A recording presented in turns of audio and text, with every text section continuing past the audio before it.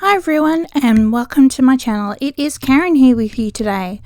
Today I'm sharing with you a page that I have created in my large dilutions journal, and I'm starting off with some Atelier interactive acrylic paints. I will list the colours down in the description box because I can never remember what they all are. Anyway, so I'm just squirting out a few bits of colour. And I'm going to blend the colours in together in patches like I normally do on my page. So I'm just getting my paints out and just trying to decide if I want to use gold now or gold later.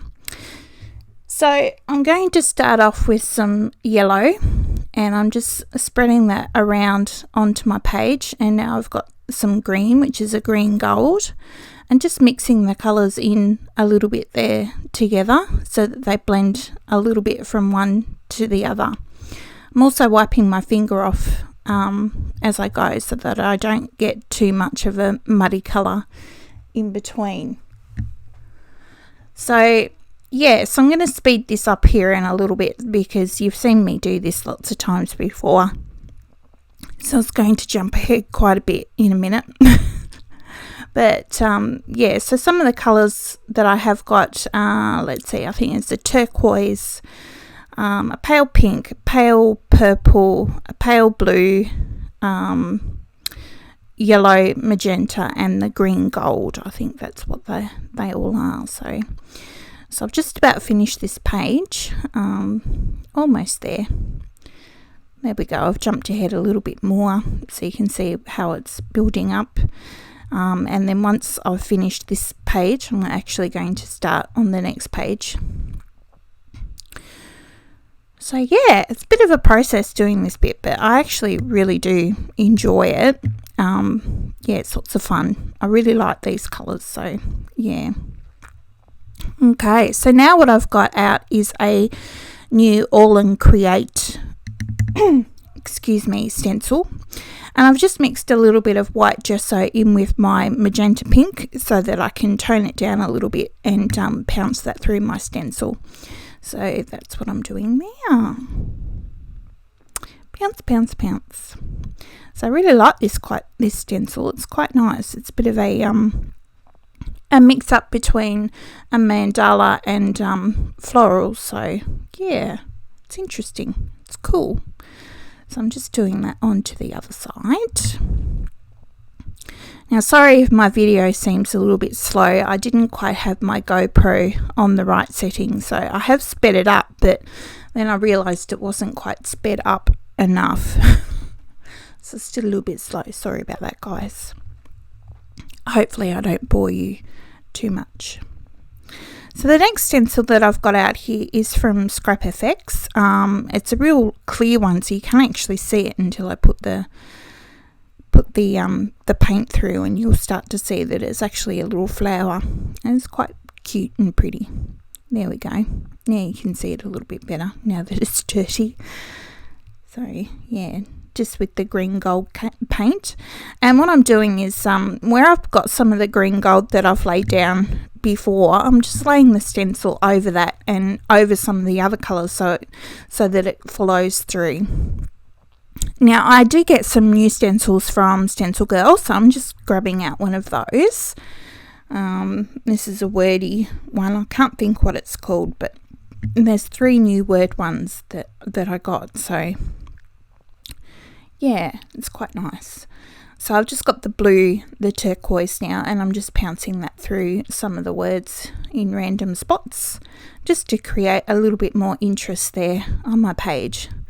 So I'm really liking how it's coming out at the moment. I think it looks pretty cool. So again, with the blue, I'm just finding other bits of blue that I've used and transferring it out and over with the stencil. So yeah, it's cool. I learnt that trick from Tracy Scott when she came out a couple of years ago. So yeah, I really like it. I like how it ties in with all the other parts of the background. So now I have another Scrap FX stencil, and this is like a crossword one, and this is where I'm going to use my bit of gold paint. So my gold paint is from Golden. I'm not sure which gold it actually is, but I'll put that in the description box as well. So I'm just splattering some of my gold little squares around. Now I've got a little stamp here. This stamp is from Paper Artsy. It's a Seth Apter one out of one of his collections that I just happen to have lying on my desk, so that's why it's there. And this other stamp that I'm using is a scripty one from Darkroom Door, so just adding that in. So adding in some black, which is starting to make it look really cool. So this big number one is also from Darkroom Door, and I'm going to use some white paint to stamp with this one, rather than, you know, because white ink, you know how dodgy white ink is, it never really works. So white paint is a much better idea.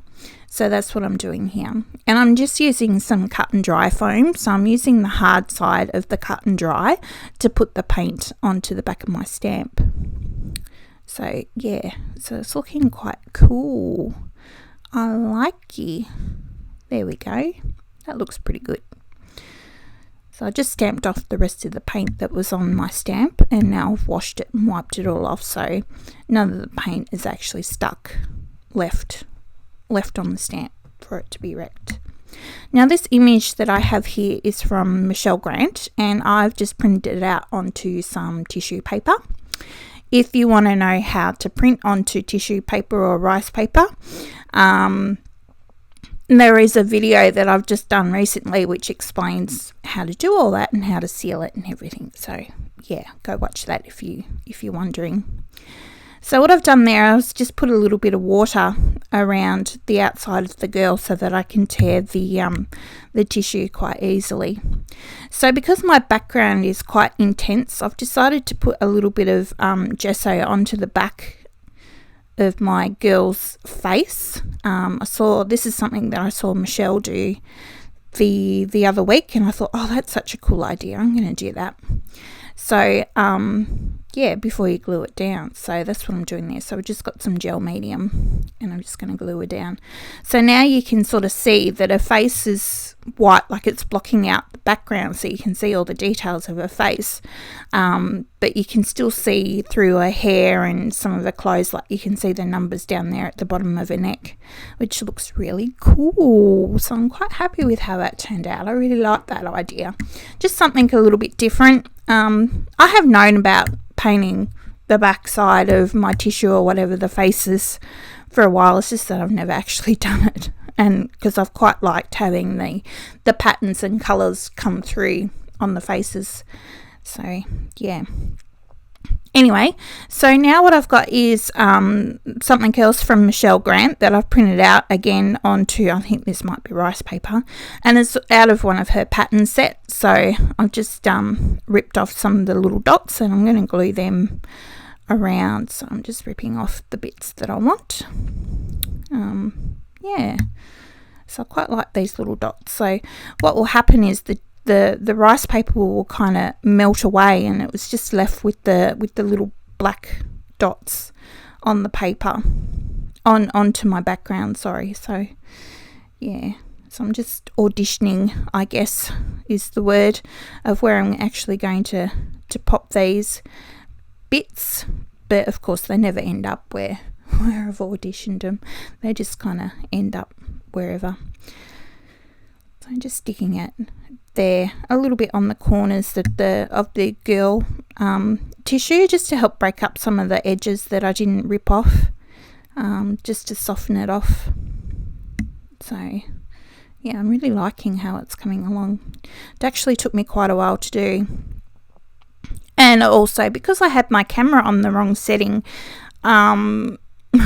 my camera actually stopped halfway through. It got too hot and overheated, and the battery ran out, and it's like, what is going on? This doesn't normally happen to me. And then I realized I just had it on ordinary video and not the time lapse. So oops, hence why it's a little bit slower today, because I did speed it up, but like I said before, I didn't quite speed it up enough. So yeah, so there we go. So that's yeah, so the little dots look pretty cool. So now what I've got here is some new pan pastels. So I'm just getting the wrapper off this one. And I thought this would be quite a nice skin colour, but it's actually a little bit too yellow. So anyway, doesn't matter. I fix it, and she doesn't look like, you know, she's got jaundice or, you know, a liver problem. Yeah, I really shouldn't have used that one, but I thought it was going to be okay, but obviously not. So these are brand new to me, so I haven't really used them much before. It's kind of a little bit of an experiment as to how they actually work, but they are quite nice. I do like them, and they're so easy to use is the other thing, because you know, you just use your little blending tool thing there, which is also a pan pastel tool. It's not like an ordinary makeup sponge, because that just doesn't work with the pastels from what I researched. The color seems to be able to move a lot better with the pan pastel little sponges and things. So yeah, so there she is. She's not looking as yellow. Yeah, so she's not looking as yellow as what she was, so she's looking much better. So I'm just adding in a few other little bits, and now I've got a white one here, just trying to add in some highlights into her face. So that's just a white, titanium white pan pastel, and it does actually help brighten up her face a little bit. I couldn't really tell, I guess, I suppose, as I was actually doing it, but yeah, I can see on the camera that it did actually make a difference. So now I've got out my Prismacolor pencils, and I'm going to add some more shadows and highlights with these. Prismas and pan pastels seem to go hand in hand, which is quite handy that I happen to have a whole heap of Prismacolor pencils. Yay, me! So I'm just going around some of the highlights into her face, trying to blend in a little bit more shadows and highlights. So that's what I'm doing there with the purples. And now the pencil that I've got there in my hand is a Faber-Castell graphite pencil. It's actually a water-soluble one, but I'm not going to activate it with water, so it's not going to matter.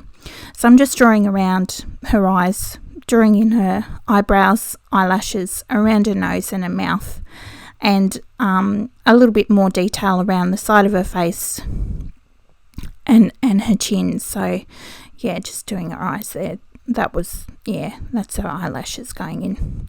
So now she's looking a little bit better. So what I've got now is I've got some of the browns in my Prismas, and I'm just adding in some of the details into her hair, so just making it look not so flat.